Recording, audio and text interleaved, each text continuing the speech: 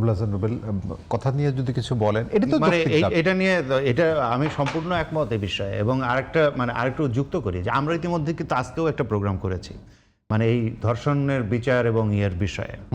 হ্যাঁ, তো এইটা আসলে খুবই বাংলাদেশে মানে ধরেন ধর্ষণের যত মামলা হয় তার 3% বিচার হয়, বাকি 97% বিচার হয় না।